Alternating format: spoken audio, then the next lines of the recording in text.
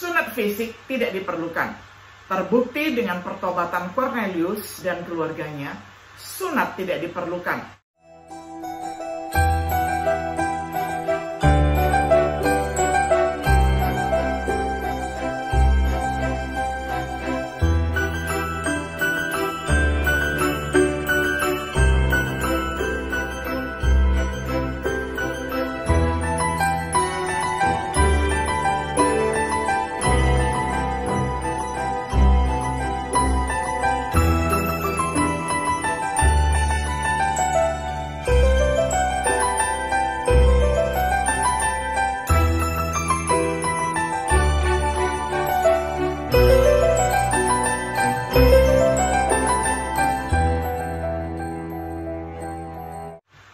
Shalom, sahabat Biblika yang dikasihi oleh Tuhan.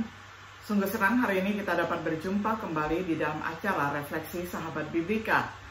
Pada hari ini kita tiba pada episode yang kelima di dalam serial pembahasan Kitab Galatia dengan tema Sunat dan Injil. Saya akan membacakan firman Tuhan untuk kita semuanya dari Galatia pasal 2, ayat pertama hingga ayat yang kelima di dalam terjemahan sederhana Indonesia. 14 tahun setelah itu, saya pergi lagi ke Yerusalem bersama Barnabas. Titus juga ikut dengan kami. Saya pergi karena Allah memberitahukan langsung kepada saya untuk menemui orang-orang terkemuka dari jemaat di sana. Pada waktu itulah saya sempat menjelaskan secara pribadi kepada mereka tentang kabar baik yang sudah saya beritakan kepada orang-orang bukan Yahudi. Saya melakukannya karena tidak ingin semua pekerjaan saya dianggap sia-sia di hadapan umat Allah, dan terutama di mata Allah sendiri. Dan walaupun Titus yang ikut bersama saya itu bukan orang Yahudi, para pemimpin jemaat Yerusalem tidak menyuruhnya disunat. Hal itu pernah terjadi ketika beberapa orang Yahudi yang menyamar sebagai pengikut Kristus, diam-diam masuk ke tengah jemaat-jemaat Tuhan untuk memata-matai kita. Mereka hendak mengintai seperti apa cara hidup kita yang sudah bebas dari aturan agama Yahudi berdasarkan persatuan kita dengan Kristus Yesus. Mereka mau memperbudak kita supaya terikat lagi kepada berbagai adat dan hukum Taurat. Tetapi sedikit pun kami tidak menyerah terhadap pengaruh mereka. Kami mau mempertahankan ajaran benar dalam kabar baik tentang Kristus, sehingga kalian dapat terus mempercayai apa yang sudah kami ajarkan. Sampai sedemikian jauh pembacaan firman Tuhan dari Galatia 2 ayat pertama hingga ayat yang kelima. Sahabat Biblika yang dikasihi oleh Tuhan, tujuan utama Paulus menulis kepada jemaat Galatia adalah untuk membela kerasulannya dan juga mempertahankan berita Injil yang murni. Dengan melakukan itu, ia menceritakan sebuah pertemuan yang terjadi di Yerusalem, di mana dirinya, Barnabas, dan Titus hadir. Dia memiliki kesempatan untuk menceritakan Injil yang dia beritakan. Beberapa orang mencoba memaksa Titus yang adalah seorang Yunani untuk disunat oleh saudara-saudara palsu yang berusaha memaksa Titus untuk mematuhi hukum Taurat yang dengan tegas ditolak oleh Paulus. Paulus berdiri teguh untuk kebenaran Injil. Masalah sunat dan Injil menjadi perhatian utama di abad pertama. Apakah orang bukan Yahudi yang menjadi Kristen harus disunat sesuai dengan hukum Taurat? Pertanyaan itu menyibukkan banyak gereja dan sebagian besar pelayanan Paulus. Sementara masalah itu telah diselesaikan dengan cukup, sehingga jarang menjadi masalah hari ini. Ada pelajaran penting yang bisa dipetik dari studi sunat dan Injil. Mari kita tinjau yang pertama, praktik sunat. Dalam perjanjian lama, sebagai tanda perjanjian, itu dimulai dengan Abraham. Abraham diterima oleh Allah sebagai orang benar, barulah kemudian dia disunat sebagai tanda bahwa dia diterima Allah.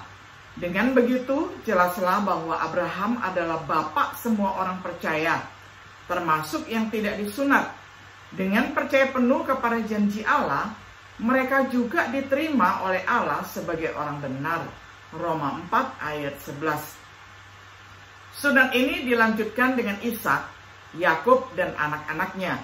Musa menyunat anak-anaknya, dan memberikan peraturan kepada Israel.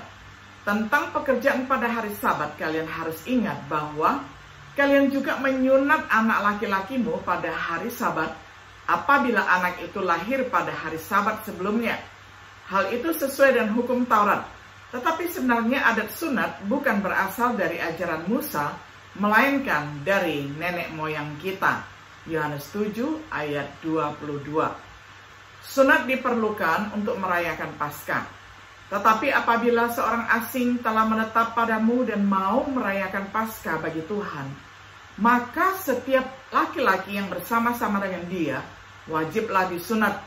Barulah ia boleh mendekat untuk merayakannya. Ia akan dianggap sebagai orang asli. Tetapi tidak seorang pun yang tidak bersunat boleh memakannya. Keluaran 12 ayat 48. Anak laki-laki harus disunat pada hari ke-8. Orang-orang Yahudi yang lahir di padang gurun tidak disunat, tetapi setelah mereka menyeberangi sungai Yordan. Yosua 5 ayat 1-8. Dalam perjanjian baru, Yohanes Pembaptis disunat pada saat masih bayi. Yesus juga disunat pada hari ke-8. Sunat menjadi masalah ketika Injil pertama kali diberitakan kepada orang bukan Yahudi. Hal itu menjadi fokus kontroversi di Antioquia dan Yerusalem. Paulus menyuruh Timotius disunat. Ada desas-desus bahwa Paulus mengajar orang Yahudi untuk tidak disunat. Itu tentu saja merupakan subjek yang sering dibahas dalam surat-surat Paulus, baik kepada orang Romawi, kepada jemaat di Korintus, khususnya kepada jemaat Galatia. Sunat juga disebutkan dalam surat Efesus dan Kolose, karena peran sunat dalam sejarah Israel dan signifikansinya dalam sejarah awal gereja penting bagi kita untuk memahaminya dengan benar dalam kaitannya dengan kebenaran Injil. Sunat fisik tidak diperlukan. Terbukti dengan pertobatan Cornelius dan keluarganya, sunat tidak diperlukan. Hal itu juga ditegaskan kepada konferensi di Yerusalem. Dinyatakan melalui surat yang dikirim oleh para rasul dan penatua. Dapat kita baca di dalam Kisah Para Rasul 15 ayat 22-31. Diuraikan oleh Paulus dalam surat-suratnya. Bersunat atau tidak itu tidaklah penting. Yang penting kamu taat kepada perintah-perintah Allah. 1 Korintus 7 ayat 19. Sunat rohani sekarang tersedia. Karena kita bersatu dengan Kristus, maka kita semua sudah mengalami sunat yang sejati, yaitu sunat rohani dan bukan sunat badani. Arti dari sunat rohani adalah bahwa kita sudah dibebaskan dari perbudakan dosa dan keinginan-keinginan badani kita yang jahat. Kolose 2 ayat 11. Ritual sunat fisik telah menjadi masalah ketidakpedulian pada Tuhan, meskipun dapat digunakan dan disalahgunakan, baik dari praktik sunat maupun kebenaran Injil seperti yang diwahyukan dalam Alkitab. Mari kita rangkum hal yang ketiga, pelajaran dari sunat.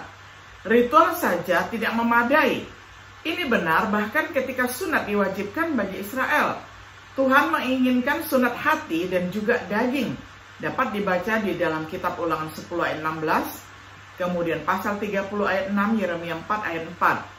Paulus menjelaskan bahwa orang Yahudi yang benar adalah orang yang disunat hatinya.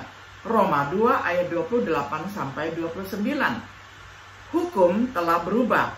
Yesus berkata, tidak satu iota ataupun hukum Taurat akan berlalu sampai semuanya digenapi.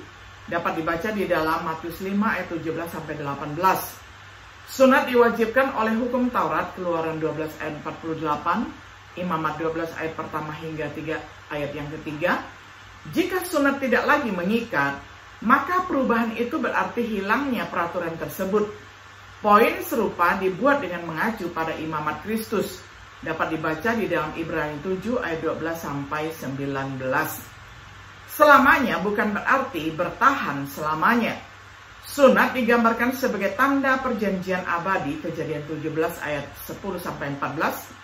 Dalam kasus sunat abadi, kata Ibrani olam tidak berarti bertahan selamanya. Kamus Alkitab mendefinisikan kata olam sebagai durasi panjang, kuno, masa depan, selama-lamanya. Semakin lama, abadi, tua, kuno, dunia. Kamus Studi Kata Lengkap mendefinisikan olam sebagai artinya waktu yang sangat lama. Ini mungkin mencakup seumur hidup seseorang. Keluaran 21 ayat 6, 1 Samuel 1 ayat 22. Suatu periode dari banyak generasi, Yosua 24 ayat 2, Amsal 22 ayat 28, waktu dari tatanan ciptaan saat ini, Ulangan 33 ayat 15, Mazmur 73 ayat 12, waktu di luar lingkup temporal ini, khususnya bila digunakan mengenai Allah, Kejadian 21 ayat 33, Daniel 12 ayat 7. Istilah ini juga berlaku untuk banyak hal yang berhubungan dengan Allah seperti ketetapannya, perjanjiannya, dan Mesias. Kejadian 9 ayat 16, Keluaran 12 ayat 14, Mika 5 ayat 2. Jika abadi selalu berarti selamanya, maka kita harus tetap memperhatikan Paskah. Hari ini akan menjadi hari peringatan bagimu. Kamu harus merayakannya sebagai hari raya bagi Tuhan turun-temurun. Kamu harus merayakannya sebagai ketetapan untuk selama-lamanya. Keluaran 12 ayat 14. Hari raya roti tidak beragi. Jadi kamu harus tetap merayakan hari raya makan roti yang tidak beragi. Sebab tepat pada hari ini juga aku membawa pasukan-pasukanmu keluar dari tanah Mesir. Maka haruslah kamu rayakan hari ini turun-temurun. Itulah suatu ketetapan untuk selamanya. Keluaran 12 ayat 17. Imamat Harun, kau ikatkanlah ikat pinggang kepada mereka, kepada Harun dan anak-anaknya, dan kau ikatkanlah destar itu kepada kepala mereka, maka merekalah yang akan memegang jabatan imam. Itulah suatu ketetapan untuk selama-lamanya. Demikianlah engkau harus mentabiskan Harun dan anak-anaknya. Keluaran 29 ayat 9. Hari Sabat. Maka haruslah orang Israel memelihara hari Sabat dengan merayakan Sabat turun-temurun, menjadi perjanjian kekal antara aku dan orang-orang Israel. Maka inilah suatu peringatan untuk selama-lamanya. Sebab 6 hari lamanya Tuhan menjadikan langit dan bumi, dan pada hari yang ke-7 ia berhenti bekerja untuk beristirahat.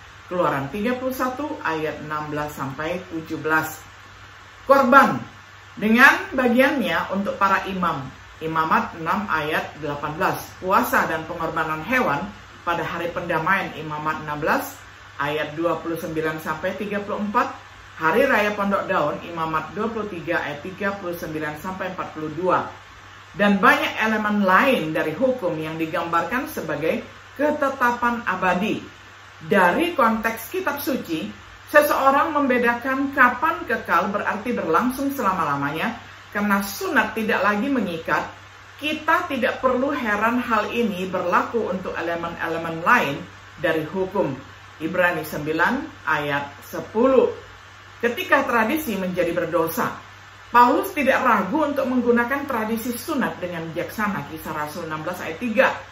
Sama dengan tradisi Yahudi lainnya. Kisah 18 ayat 18 dan ayat 21. Bahkan beberapa orang yang melibatkan pengorbanan hewan. Kisah Rasul 21 ayat 18-26. Namun ia menentang sunat dan elemen lain dari hukum ketika orang berusaha untuk mengikatnya pada orang bukan Yahudi. Seperti dalam kasus Titus, Galatia 2 ayat 3-5. Menggunakannya untuk tujuan pembenaran. Galatia 5 ayat 2-4. Jadi Yesus juga mengutuk tradisi manusia ketika mereka diajarkan sebagai perintah untuk terikat pada orang lain. Markus 7 ayat 6-7. Dengan ketaatan mereka mencegah mentaati perintah-perintah Allah. Markus 7 ayat 8-13. Dalam situasi yang tepat, tradisi dapat dipatuhi. Roma 14 ayat 5-6. Sebagai kesimpulan, isu sunat mungkin tampak kuno dan tidak penting. Ini tentu bukan salah satu isu panas di zaman kita. Namun, pelajaran yang dipetik dari mempelajari masalah ini bisa sangat membantu memahami masalah sunat, dapat membantu kita menjaga kebenaran Injil. Kita diselamatkan oleh iman yang taat kepada Kristus, bukan dengan menaati hukum Musa.